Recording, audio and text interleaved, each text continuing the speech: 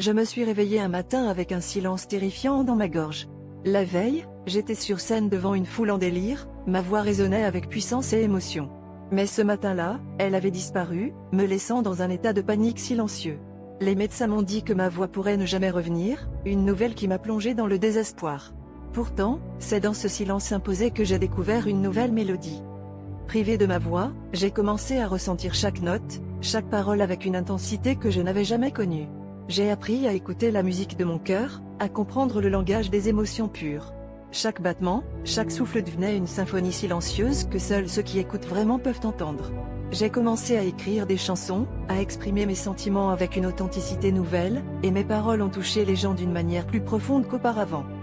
Mes amis, qui me soutenaient inlassablement, ont été les premiers à remarquer le changement.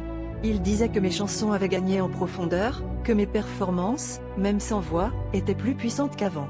J'ai pris courage dans leur soutien, réalisant que j'avais trouvé une nouvelle voie pour m'exprimer. J'ai commencé à me produire à nouveau, utilisant ma voix intérieure pour toucher le public.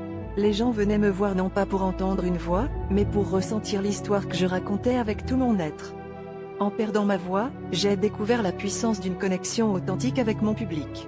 J'ai appris que la véritable force d'une performance ne réside pas seulement dans la voix que l'on entend, mais dans l'impact émotionnel que l'on ressent. Maintenant, chaque chanson est un voyage, un moment partagé où nous chantons ensemble avec nos cœurs.